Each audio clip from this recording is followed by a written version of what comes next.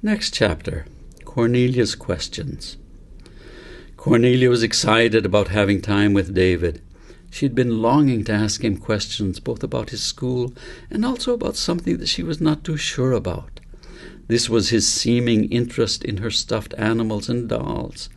She thought it was unusual for a grown boy to be interested in dolls and stuffed toys. She knew her mother and father showed little interest in them other than to humor her, but she felt that David's interest was deeper and more focused, although she didn't quite know how to state it. So she asked him, "David, did you have stuffed animals and dolls when you were young? And if you did, where are they now?"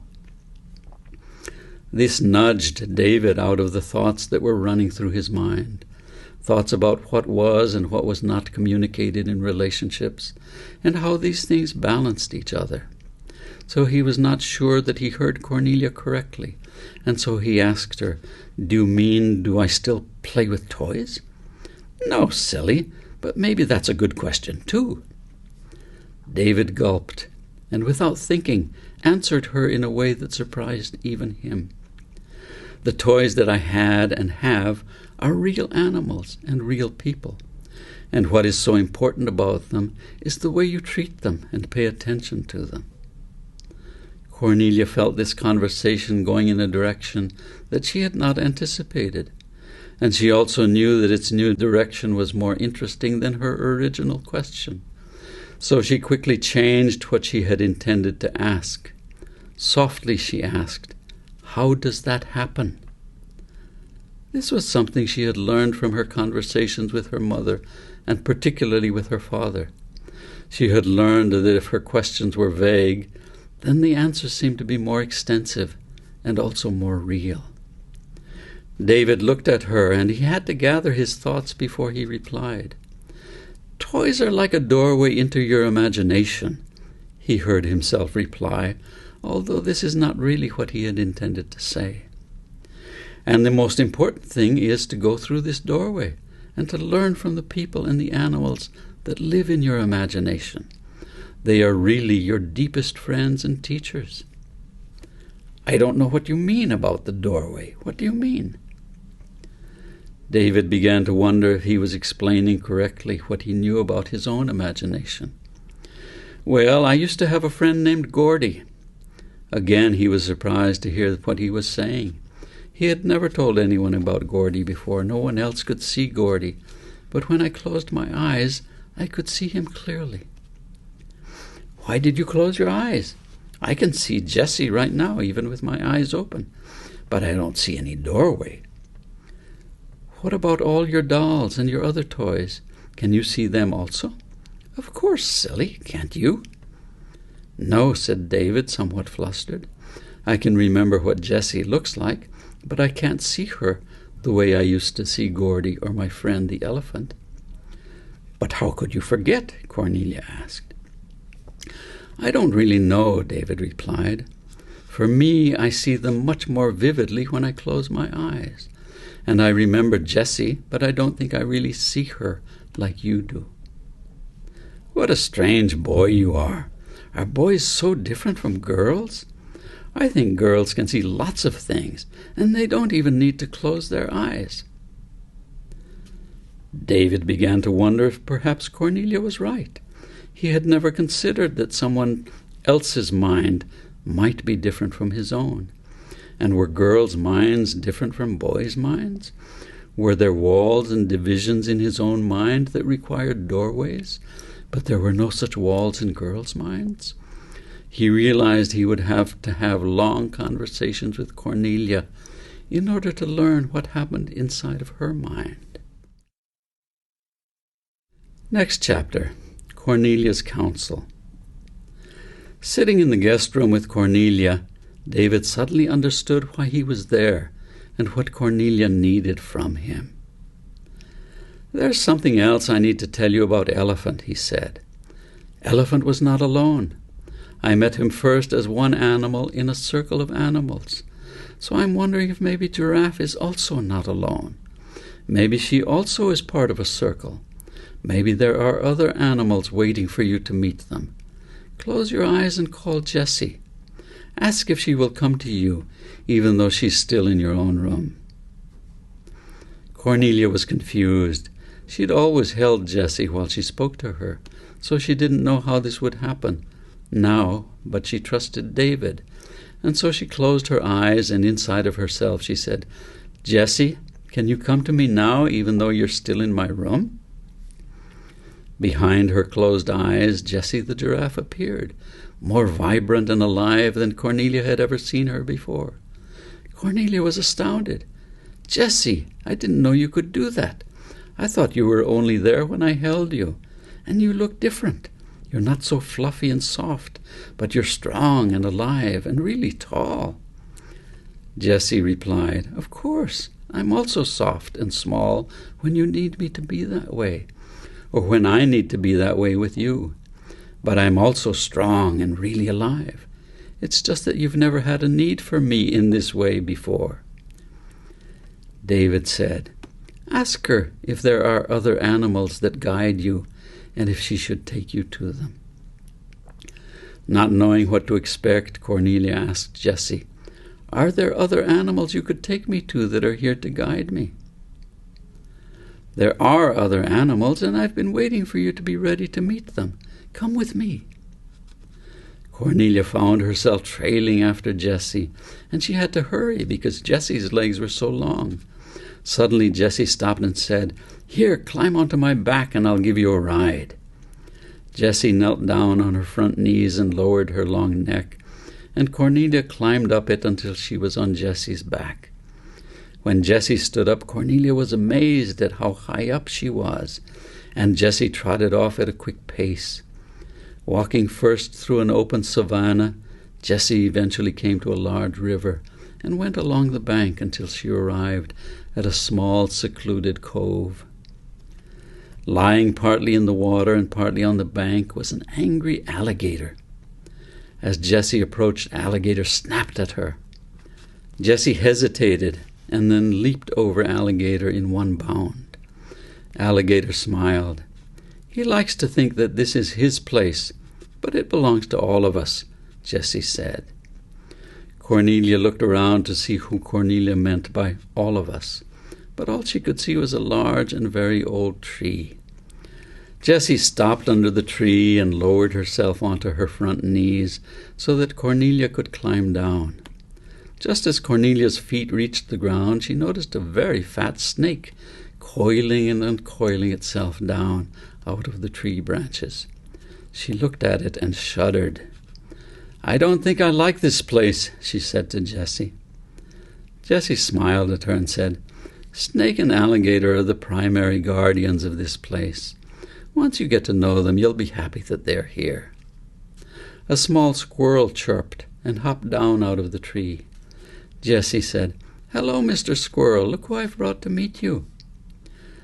Just then a powerful eagle circled down and landed on the lowest branch of the tree just above them. And as Cornelia looked at the eagle, a gentle butterfly with wings of iridescent blue fluttered down and landed on Cornelia's head. She could feel its soft landing, and just then a warmth washed through her entire body. She felt deeply happy and very powerfully present here with these animals under the tree. Looking around at all of the animals, and especially at the tree, Jessie said, "This is your council." Cornelia didn't really understand what Jessie meant as she looked around at the grumpy alligator, at the slinky and mysterious snake, at the friendly squirrel, the powerful eagle, the warm and gentle and beautiful butterfly. "These 5 animals are my council?" "7, said Jessie. "Don't forget me here. And you seem not to have noticed this ancient and deeply rooted tree that provides us all shelter and a place to be. We are the council of advisors that lives within you, that supports you from inside, and that is here for you. We've been with you even though you didn't know about us, except for me. Why do you think I've been the favorite of all your toy stuffed animals? I was there watching over you and helping to connect you to your own insides. But your own insides is much more diverse and unique than you have yet realized. We have been waiting for the time when you would be ready to meet with us so that you can develop a relationship with each one of us and get to know the different qualities of aliveness that have a home inside of you. Cornelia didn't know what to think, but she felt that in a way she already knew each of these beings and valued them all. She was deeply moved and also exhausted, so she bade David good night and retired to her own room and slept the deepest sleep she had ever experienced. But it was warm and cozy, and she felt very, very good. Next chapter, David's dream. During the night, David dreamt that he was in a desert. It was a vast and sandy desert, extremely dry. The few trees that occasionally found root in that desert struggled for moisture and had grown deep roots in order to keep from drying up. David was a young boy again, dressed like a desert dweller, hardy and with heat-baked skin, wearing the robes of a desert nomad and making his way slowly through the surrounding vastness. Occasionally he would meet travelers, and they would exchange a respectful greeting, but for the most part the desert was devoid of life. The boy held a secret under his desert tunic, something that he could show to no one, and it was a wooden wand that could show him where moisture was to be found in that vast desert. But this wand also had a special power, and that was that whenever he was lost in the desert, the wand could plant itself in the earth and quickly grow deep roots and draw water to the surface from the depths of that parched land. The boy kept the wand hidden from others because he knew that other people would accuse him of witchcraft, and that rather than using the wand to help make the desert green again, as it had once been long ago, they would destroy the wand as being something wicked and unnatural. The boy wandered through that vast desert, wondering why people refused the very thing that would help make the desert into a paradise of richness and plenty. One day, as he was making his way through a passageway between two high cliffs, he heard a soft, sweet sound, like an almost silent song being sung, and a very small bird flew down to him and landed on his shoulder. He greeted the bird as birds were seldom seen in that dry expanse. "Hello, fellow seeker," he said. "Wherever have you come from?" The bird spoke to him in a melodious song, a song that was so soft that it was almost a silent song, and said, "I have come to help you make the desert green again." "And how will you do that?" asked the boy. "I don't know," said the tiny bird, "but if you will plant your staff here in the desert and let me take a tiny twig from it, I know that the desert itself will show me how, because the desert itself longs to be green again." The boy felt something stirring deep inside his body and knew he could trust the tiny bird. Gently reaching under his long robe, he removed the staff and softly pushed one end of it into the earth. The earth seemed to open to receive the staff. Still holding it, the boy felt a strange vibration, and slowly, imperceptibly, a tiny branch began to grow from the upper tip. The bird flew down off of his shoulder, and taking the new and tender branch in its tiny beak, gently pulled until the small branch was freed, and the bird flew off into the sky. The boy felt a deep resurgence of warm aliveness, and the desert itself shuddered as David woke up. David lay in bed for a long time, steeped in wonder. Next chapter, questions. Breakfast time at the house seemed to be full of unanswered questions, but the questions were also unasked. Father, who had said the fewest words since David's return, seemed to be bursting with questions. He felt like a balloon that was ready to explode, yet he hardly said a word, only, "Good morning." Mother was busy fixing omelets and toast, coffee, juice, milk, and she had strangely baked a fresh apple pie this morning. Strange, because she'd never baked an apple pie for breakfast. She looked lovingly at both David and Cornelia as they sat down to eat, while she still scurried around the kitchen, putting more bread in the toaster, getting the butter out of the fridge, and hovering around the table, making sure that everything was perfect, but also in this way avoiding the numerous questions that were on her mind. Cornelia sat quietly next to David, deeply absorbed in her own thoughts. Only David seemed relaxed and at ease, although he was quietly mulling over the dream that he had had earlier in the morning. In fact, he did not go back to sleep after the dream, but had lain in bed, letting the dream soak deeply into his thoughts and feelings. During his time at the village, he had learned from Grandfather how to be at home with his dreams. Grandfather had told him that every dream was as unique as a person or an event. "Dreams are as different as people are," said Grandfather. "Only imagine that you're full of different people, each one unique, and each one has something to teach you. You learn something different from each person you meet, if you're really alive. If you're not alive, you just label them and put them on a shelf and look at them from the outside, like a shelf full of canned goods that you never open. You only look at the labels. What a waste. But if you are really alive, then you're thrilled to learn something from each person and from each dream, and you recognize that nothing you learn is the same. Every teaching is different, even if at the end they all come together into a giant story. Every dream is a doorway into an event, just as every person is a doorway into a relationship. And events and relationships are your greatest teachers. If you're really alive," Grandfather answered mysteriously. David had listened to this in great wonder, for he had never really thought about how he had treated people, and he had thought even less about how he had related to his dreams. People were just people and dreams were just dreams, but he had never thought that there might be some similarity between people and dreams, or at least his relationship to them.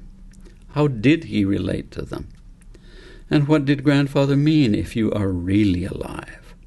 What did that mean? Wasn't everyone alive? But as he held this question, he knew the answer already.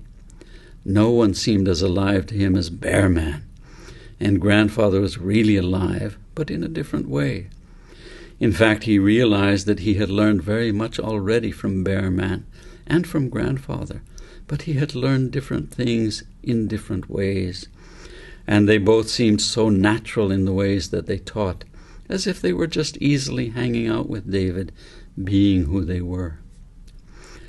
So as David sat at the breakfast table, he let the dream seep into his pores and let himself feel the vastness of that desert and the beauty of the little bird and the magic of the staff. But he also spoke to the dream, or at least to his dream guide. He had learned from Grandfather that every dream has a guide, like a guide in the mountains, someone who knew the terrain and who could guide you safely on a trek into the beauty and the wonder of the mountains. To the dreamer, every dream was a wonder, just like a mountain, but a guide was needed if one were to really see the beauty of the mountain and to climb it and appreciate its uniqueness and not get lost in it. So while David was lying in bed after waking up from the dream, he had asked within himself, "Is there a guide that could come to me to guide me into this dream so that I can fully appreciate its beauty as a passageway?" Immediately a small squirrel had appeared. David knew this squirrel, for he often came when David called for a dream guide. He was always busy searching for acorns and stashing them in one place or another. And he always looked at David with the kindest eyes, eyes that held a deep caring, and David had always felt a slight vibration in his chest whenever Squirrel looked at him so deeply. "Squirrel, this dream feels very beautiful and mysterious to me. Can you take me through it so that I can gain the learning and the richness that it brings me?" Squirrel didn't answer in words, but offered David an acorn, for which David thanked Squirrel. David knew from previous meetings with Squirrel that this was Squirrel's way of saying yes, but it was also deeper than that. It was a gift that Squirrel offered, and a gift that was part of the way Squirrel survived and stayed alive. So he was really offering David some of his own aliveness. David accepted the acorn with sincere thanks. David had learned that these guides did not always speak the same language as David, but each had his own way of communicating that involved gestures and acts that were perhaps even deeper and more meaningful than words. In fact, communicating with these guides had deepened David's own understanding of himself and of people, for he had come to recognize that communication takes place in different ways and at different levels. And if a person were completely truthful, all of these ways would be in harmony. But if the person were confused or in conflict, you could feel a disharmony in them. And if a person were deliberately lying, then there was something like a clash that you felt deep in your gut. And in these cases, what a person did was truer than what a person said. Squirrel turned around and began to climb a very high tree, and David knew he was to follow him. So he began climbing also, and discovered that he was also a squirrel, and it made climbing much easier, for he was light and he had sharp claws that found purchase easily in the tree bark. Squirrel climbed to the highest branch, and there he waited for David to catch up. David asked, "What are we to do here?" Squirrel waved his paw out over the vastness of the view, and David understood he was just to look. From this high vantage point, David could see the entire world, not only as it is now, but as it had been before it moved into this present moment. He could see the development, and what he saw was a vast wilderness, beautiful in its diversity, and all the various animals. Such an abundance of life, and such an unbelievable variety. All different kinds of birds, from the smallest hummingbirds that were no larger than bees, to the giant condors, and everything in between, all swooping and hunting and making nests and feeding and sitting on their eggs with great stillness and vigilance, feeding their chicks and eventually helping them to learn how to fly, and the chicks growing into adulthood and then raising their own families, cycle after cycle of carrying and growing and changing. And he saw similar scenes for each of the animals, the four-legged creatures, as Bearman and Grandfather called them, the creepy crawlies, the insects, the burrowing worms, snakes with long bodies and no appendages, yet just as skillful as the other animals in their own ways, and the vast hordes of creatures that lived in the seas and oceans, and all the plants and trees and bushes and flowers that grew out of the earth, beings that were rooted and could not walk around or fly or swim or crawl. It was a rich, awesome, creative world, invested with magnificent variety and wonder. He saw how every kind of life contributed to every other kind of life. The oak trees gave their acorns, plants gave their fruit or seeds, flowers gave their pollen, and animals gave of themselves in order to feed other animals. And when trees died or animals died, then hordes of insects began to feed off of these dead creatures, so that even the dead gave of themselves no less than the living. He saw it as a great ball of aliveness, weaving back and forth into itself, renewing itself and thriving. He realized that aliveness needed aliveness, that no single kind of being could live alone. All beings needed each other. And he saw that the core of it all, that core around which all of this flowing aliveness wove itself, was the earth itself, the land and mountains and rivers and oceans and sky and caves. And then he began to see something very strange. Creeping out of the forests and along the waterways and out onto open land was a very strange animal, the human being. This animal moved fast and did something strange along the way. It killed almost everything that it encountered. It removed everything that didn't provide for its own survival. And in its wake, it left a barren trail that eventually became the desert, and then the vast desert that David had seen in his dream. David understood that the desert he had made his way through was the desert of the life that he had encountered at home when he was young, and especially in school, where anything extraneous was not allowed. Only the things that were to be learned, and the words, the language, counting, spelling, reading left almost no room for any other kind of aliveness. He realized that his own culture had created the desert, devoid of the complex and vast aliveness that the earth needed. And he realized that Bearman and Grandfather had seen this void in him and had helped him to come back to the place where he could honor the time and space needed within himself for the return and renewal of his own wildness, his own complexity and interwovenness, his own wholeness teeming around the earth that he himself was. He understood that the human animal works very hard to create a desert in each of its children, a desert of obedience and a denial of their own vast creative complexity, a place where there is almost no renewal other than that which is judged by grown-ups to be good. David realized how dead he himself had been when Grandfather had come to rescue him, and how Bearman had helped him come back to his own renewal. Sitting at the breakfast table, David knew why he had come back home. Next chapter, Father. David was deep in reflection about these musings when Father suddenly spoke, but in a voice that David had never heard before. "David, I'm very disturbed about something. I find it very suspicious that my son suddenly disappears for 5 years and then suddenly reappears without any word from him during that time." "But, Father, I did write to you, although it wasn't very often, that is true. But my studies kept me so busy that there really wasn't much time to write."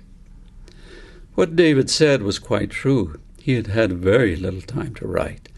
His experiences in the village and with Bearman and Grandfather had kept him so busy that there was little time for reflection about what was going on in the family that he had left.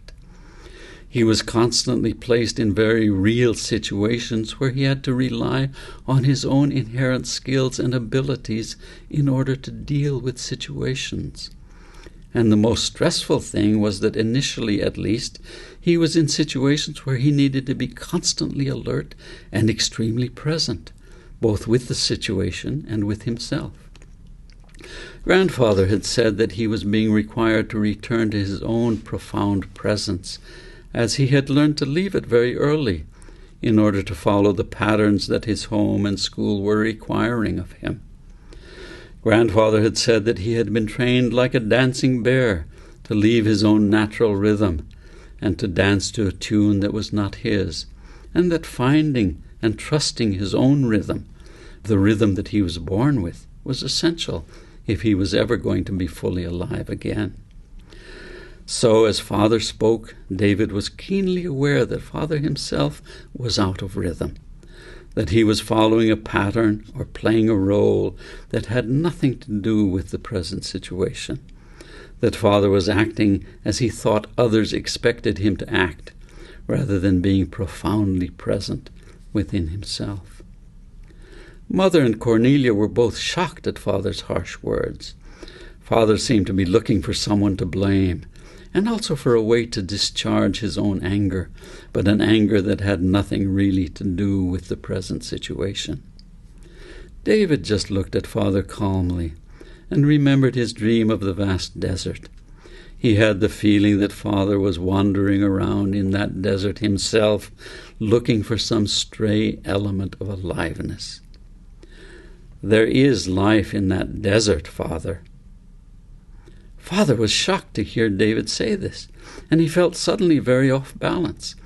David's reply had nothing to do with what Father had just said, so he was unprepared for his own experience, and for a moment he didn't even know where he was. David had really spoken to a place where Father often felt himself to be, a place almost completely devoid of life, a place of wandering aimlessly in search of his own aliveness, yet a place he had avoided looking at for most of his life. Father had spent his time avoiding his own aliveness, yet at the same time searching for it. His only place of safety was to retreat into roles and patterns that had been developed early in his life, but that had very little to do with what was going on in the present moment. The terror of being lost and of admitting it to himself and to others was always just beneath the surface of his awareness. Mother and Cornelia both watched as Father's skin turned eerily white, and he suddenly fell off his chair, gasping for breath. They rushed to Father, but David had already picked him up and was holding him and gently rocking him in his arms.